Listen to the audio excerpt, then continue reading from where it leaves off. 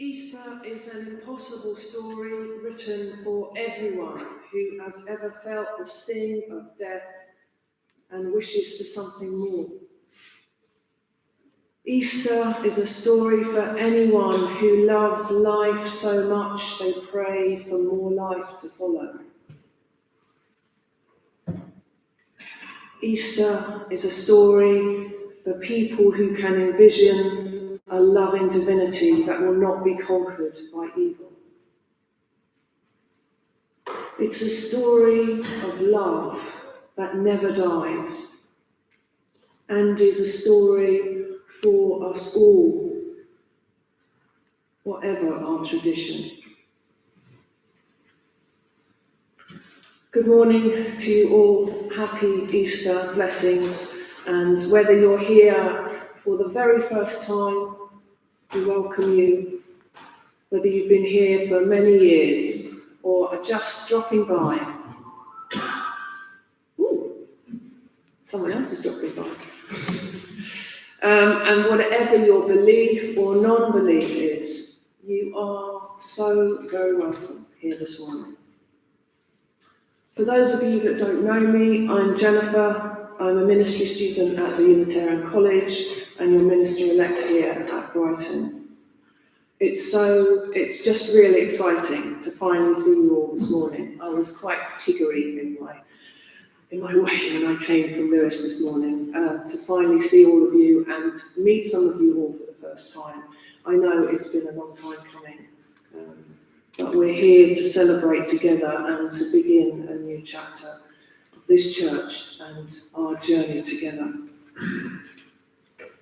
In our Unitarian tradition, we start our service by lighting our chalice, which reminds us that we're all part of a wider movement. The flame that's held within the chalice offers a light of love and hope to all who seek spiritual nourishment in this community and the world wide over.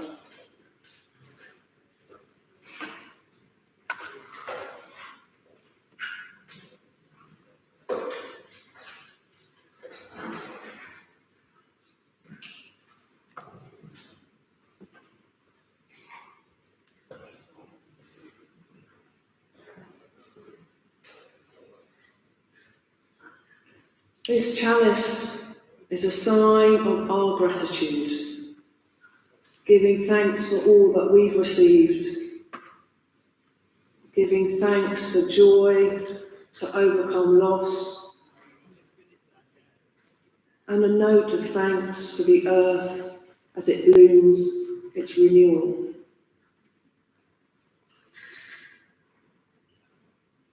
So let us just sit for a moment here in this sacred space. Let us arrive.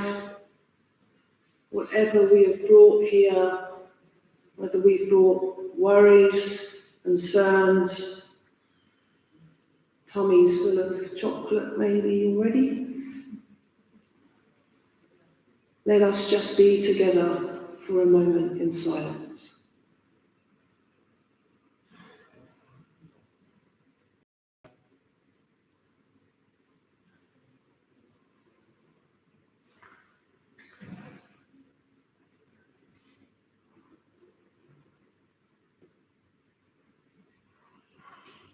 We give thanks for all that we have, all that we are, and we look on this Easter morning to rise above the tombs of unreasonableness.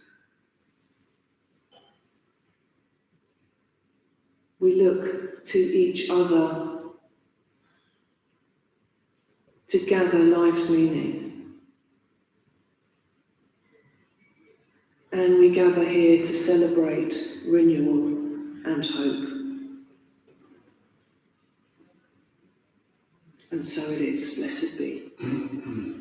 We sing our first hymn this morning, number 13 in the Purple Book.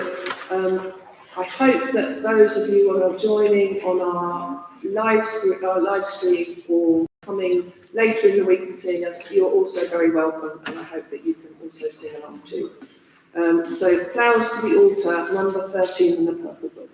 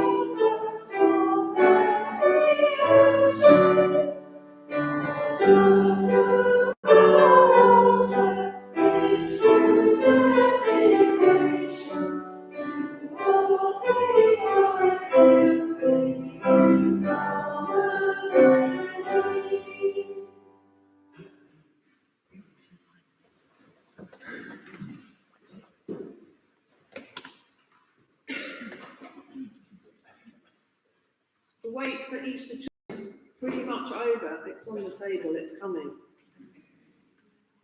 And the wait is over for many Christians this morning who got up very early to enjoy worship on the resurrection.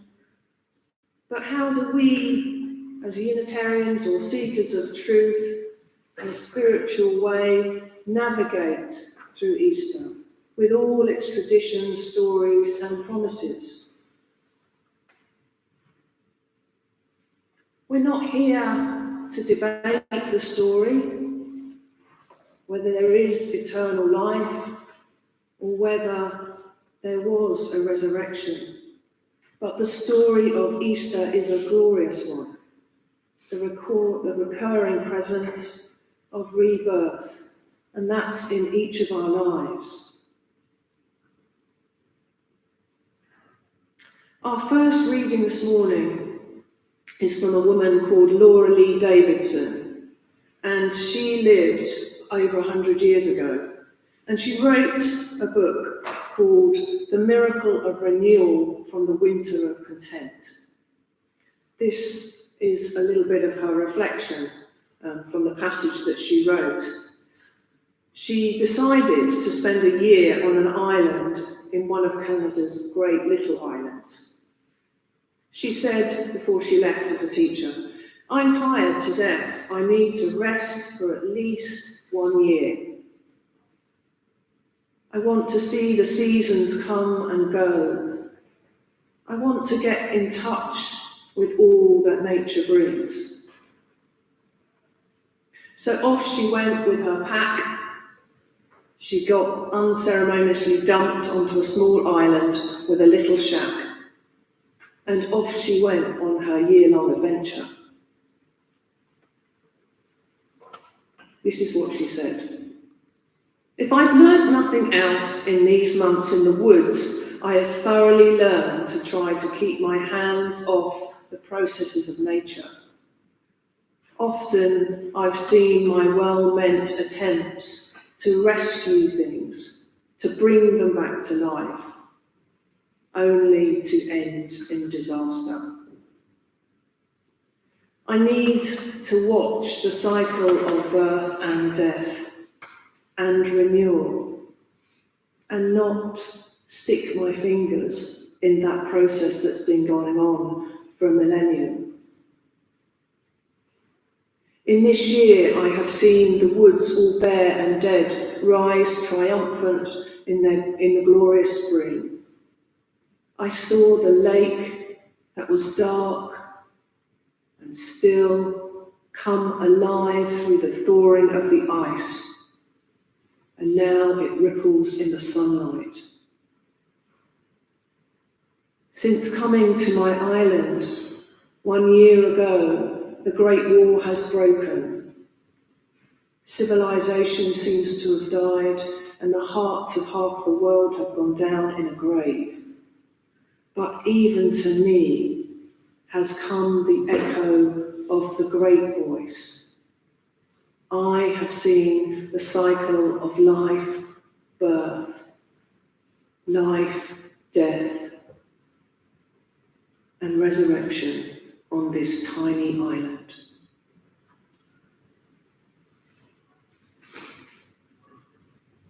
Words from Laura Lee Davidson, who died in 1949 and wrote those words in 1915. We sing again from our Purple Book, a number 11, Blessed Spirit.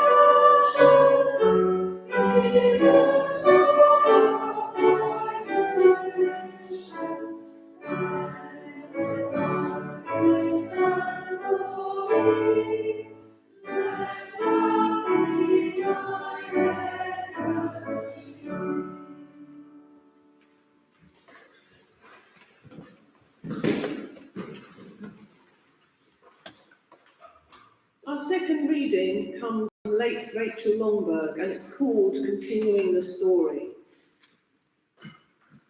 In the church that raised me, there was a woman named Gussie. Gussie was 81 years older than me. I considered her to be a special friend. She was the person in the church that everybody knew and everyone considered to be her special friend. One of the wonderful things about Gussie was that she dressed for church. She emerged from the struggles of her life with a commitment to beauty and elegance.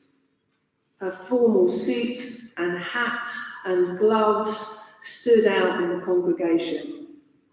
Most people dressed in a polo fleece and sensible shoes. On Easter, Gussie always outdid herself, wearing an Easter bonnet tastefully done up with flowers. We just have to imagine it. Everyone looked forward to seeing the beauty and joy she embodied on Easter morning. She died in the early spring, a few weeks before Easter. All of us in the church mourned her passing. People shared how sad they would be not to see Gussie in her beautiful Easter bonnet the following year. It felt like the end of Gussie's story. Then someone had an idea. What if we all wore Easter bonnets like Gussie did? The word does spread in Unitarians, let's face it. The word spread that Easter morning. The sanctuary was filled with Easter bonnets and other hats on the heads of dozens of people of all genders, shapes, sizes and ages. Everybody got into the spirit of it. It was quite beautiful. The church has continued that tradition. People wear Easter bonnets and other hats every Easter morning. People who loved Gussie, people who never knew Gussie, people who weren't even born before her death, have all been invited into Gussie's story. Her commitment to beauty and joy lives on. Rachel says, "This is the resurrection story that I understand. People of all ages and genders wearing Easter bonnets, year after year, in memory of someone that not all of them remember or even knew. It's a triumph of love over death, which is the core of the Easter message. Death is never the end of the story, and Gussie's story continues on in the hearts and in the heads of that congregation that loved her." Maybe we'll wear Easter bonnets next year. Who knows? The story of Gussie. So in the email that was kindly sent out by Kat, you asked to bring a twig or a bit of greenery or a flower, and hopefully those of you that did or did not, you picked something up from outside. Does anybody not have a twig or a piece of greenery or flower? Great. So those of you that know me well, I love a little bit of ritual, especially on high days and holidays, and today is no exception.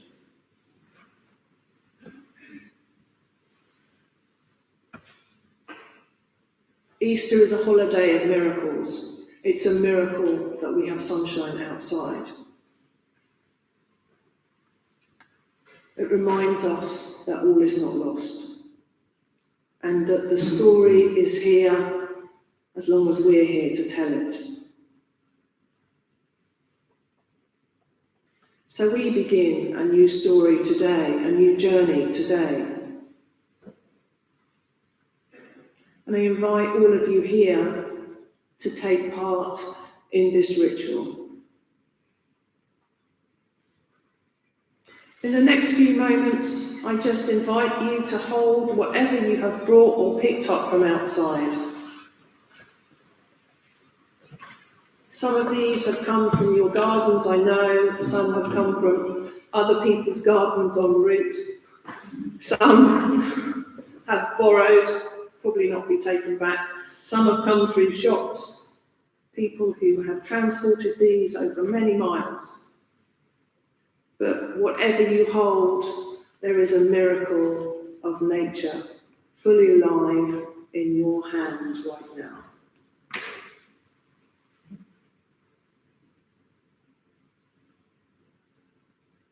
Some are little twigs.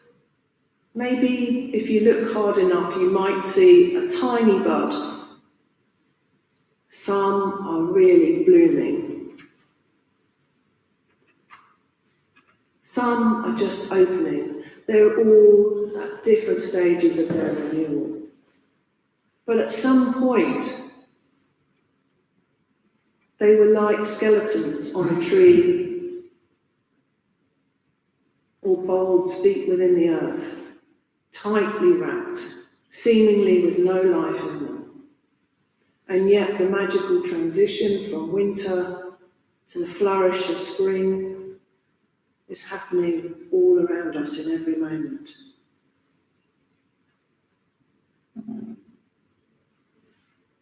These are reminders that life goes on. So in the music that follows, I invite you to bring your twigs or your flowers to the altar in front of you, which definitely needs some colour and needs bringing back to life. Put them wherever you feel you wish to put them. There's no right or wrong way to do this. But what I invite you is to just think about what this reminds you in your life about renewal. What renewal is coming into your life this morning?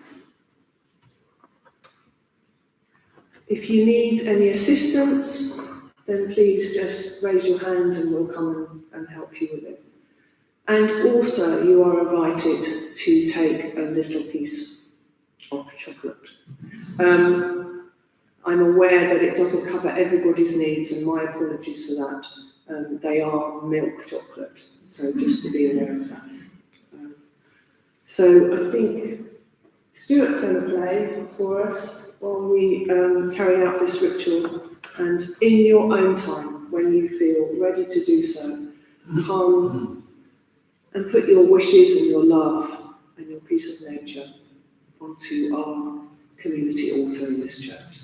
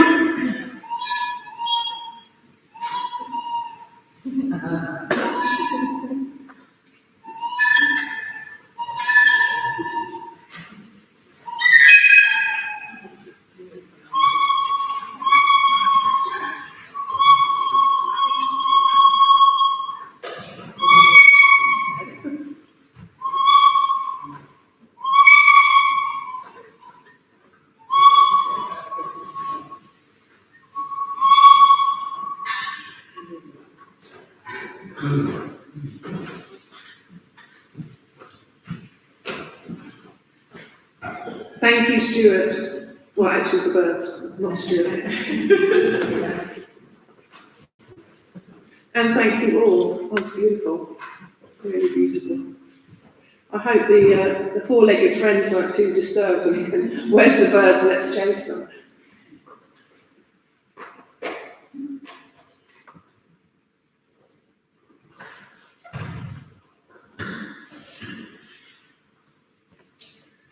We give thanks for this beautiful image that we've created together just in a few minutes, and yet it has taken months, maybe years, to manifest some of these beautiful plants. Of course, we can't hold on to this. We'll take an image. I think Stuart will take an image of it. But some of those flowers will go out with you today. Some will stay in the church. Some of the twigs, I give you my promise, they will go into my compost bin. They will be part of a continuing cycle.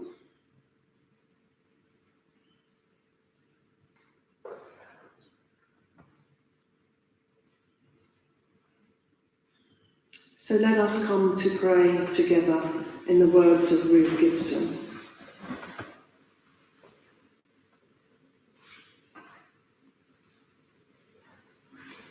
Divine Spirit of life, God of all life, we come together this morning to rejoice in the ongoing creation around us and within us.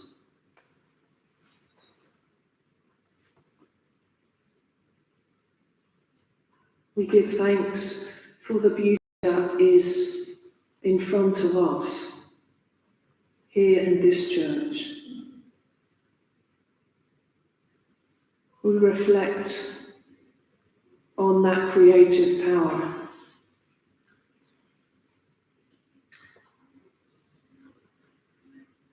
Let us be assured that we too have hidden beauty, ready to unfold, to share with each other, to create a new time of life in which love, justice and beauty and peace are available to all.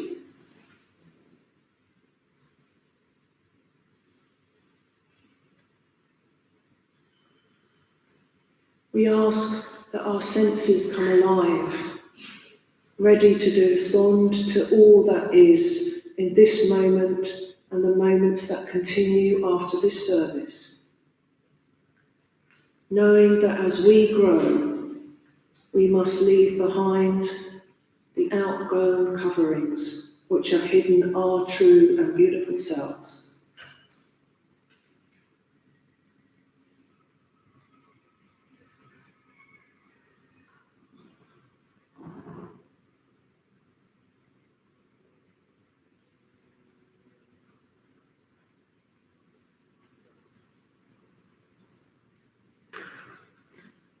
We acknowledge that we all wish to be touched by love. And sometimes the tight buds that we are encased in are not always ready to receive or to give it. On this Easter morning, we ask that those casings are split open, giving ourselves the chance to love life anew.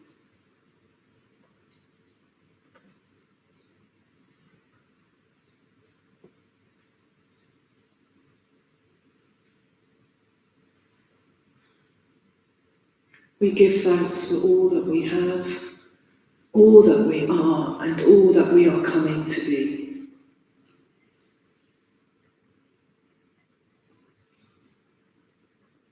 And so it is.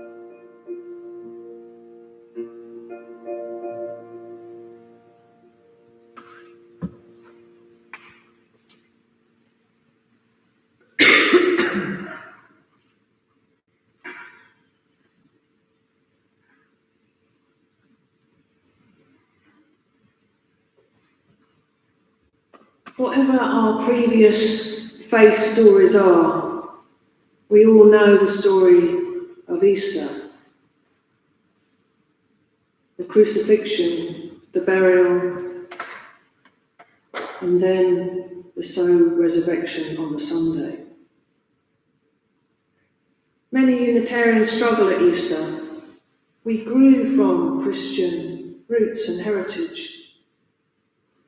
Some of us identify as Christians, and yet we can end up having a bit of an identity crisis at this time of year.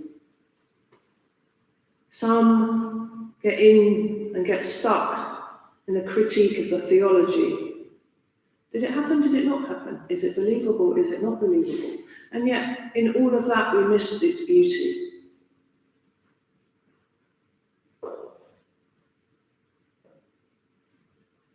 If we look back at our history, we were called the heretics. So, as Unitarians, we have the opportunity to take what we like and leave the rest. And yet, we also need to be reminded of where we come from.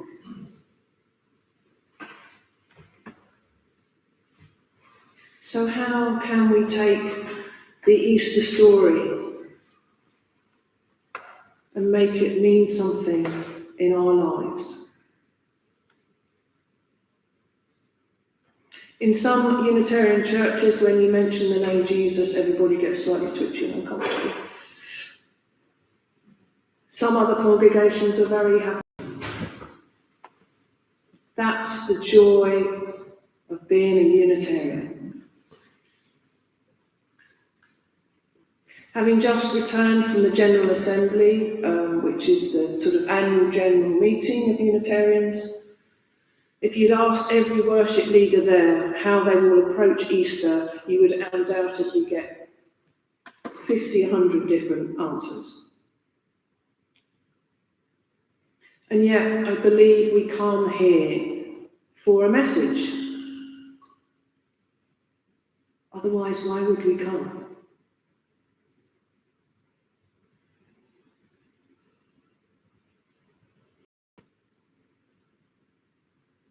It's one of the most sacred stories in Christianity, and yet we sometimes squirm a little in our seats. If we go back to the original story, the two Marys, can you imagine their desperation and fear and grief when their beloved teacher, who'd recently been killed, disappeared? They wanted to send him on his way, really honour and acknowledge.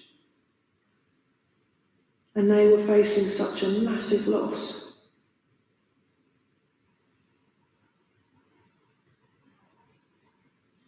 I sense that probably all of us here have felt loss at some time or another in our lives, whether that was the death of a loved one, someone that we loved, the loss perhaps of our identity, or the powerlessness when we see other people who stand for their convictions who die. Maybe we've all felt a time when something we held so dear to us was taken away.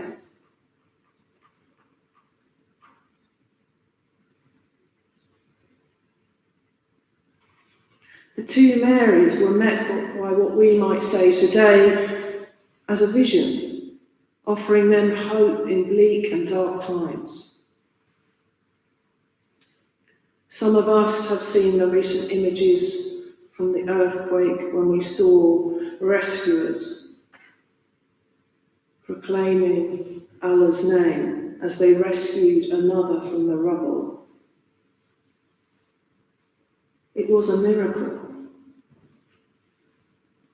Amidst all that destruction and hopelessness, a small child appears.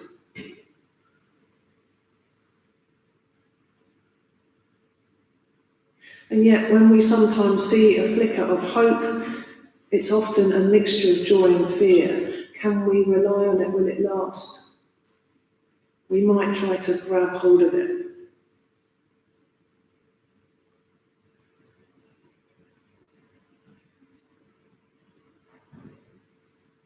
I'm sure there have been times in this congregation and in your own lives where it seems relentless. Where is the hope? And yet it is there. We may call it something different, but there is renewal.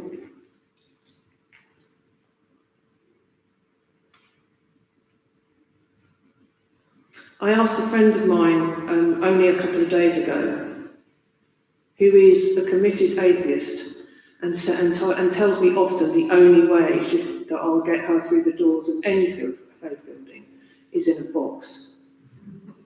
I said, well, what do you think about Easter? She said, well, it's a holiday, it's a work, a rest, chocolate lie in, baby lambs, more chocolate. And then I said, anything else? And this is what surprised me. She said, well, I remember we were taught about the story at school when I was younger. She said, it really is a story of hope, isn't it? I was quite gobsmacked. Yes. When we go to see the baby lambs, hopefully later on this afternoon, with a 6-year-old, who will be more excited, the 6-year-old or me? Me. We see the hope and the renewal of new life. And we saw so many messages of hope during the pandemic. The mobilisation of millions of people to come together, to work together, to feed each other, to grieve together, to be hopeful together.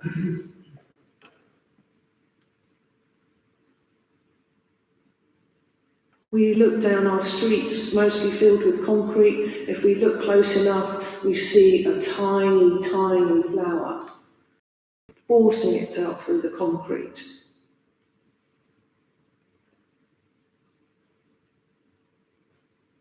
We see the buds break through the frost, and their tips in their colourful glory. And maybe we see resurrection when we break through the pain and the loss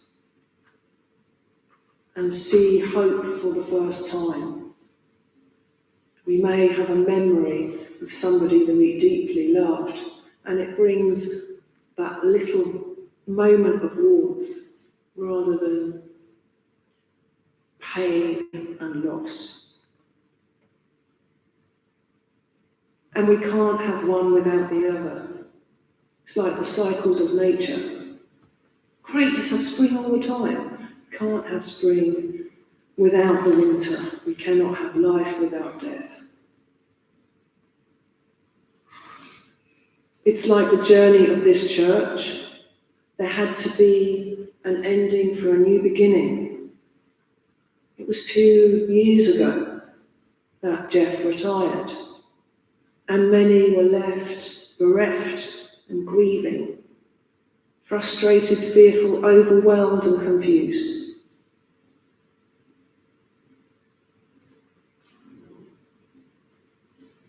There was a space to grieve and acknowledge that loss. And then little hope sparks began to emerge as a community. You came together to walk forward in a new way. You hadn't forgotten the past and all that had been given to you by the many previous ministers. But a new chapter was coming.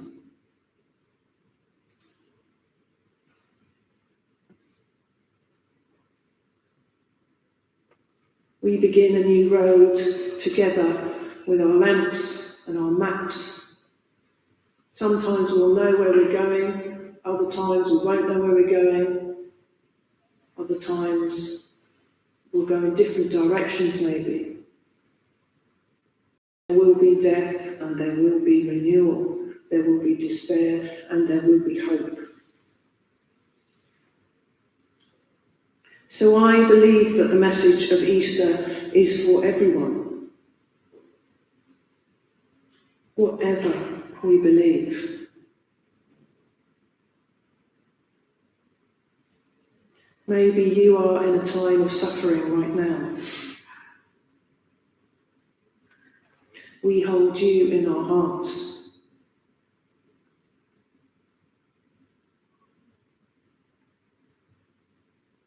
Breathe, cherish the moments of this community. Maybe you are in a transitional period. Feel confused and lost in your waiting. Patience is not easy.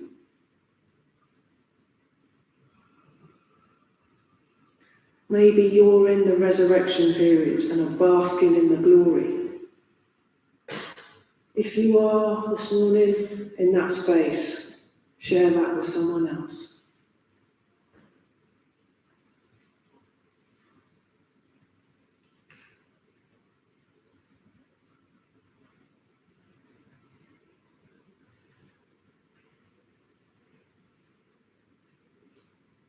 It has much to teach us. As my committed atheist friend said, there is hope. Not that everything's okay again, because we will breathe again.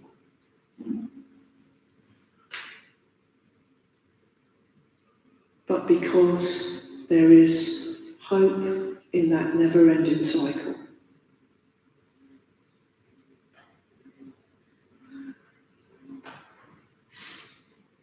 Amen. Blessed be.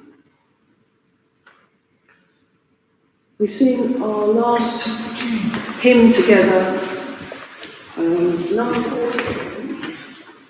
number 44.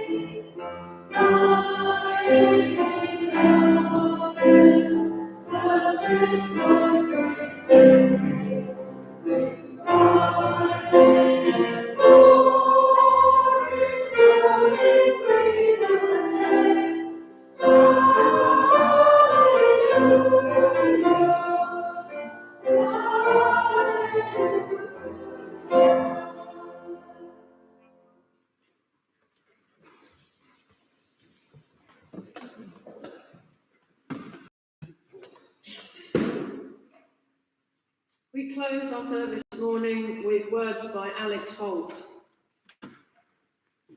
For all those who celebrate the resurrection of Jesus, may this day be another affirmation of divine love and promise. For all those who see the eternal story of new spring and life beginning anew, may you breathe deeply of a season of promise and hope. For all who are experiencing despair or hopelessness this Easter, may you find in the darkness a doorway to light and warmth. For all of us, together we can do what no one isolated person can do. Rolling the heavy stone aside together reminds us that we are far more powerful than we ever could be on our own. Our offering of our strong hands to help, our prayers made real. Let us begin again in love. Life has come again, love has come again indeed. Blessed be. Amen.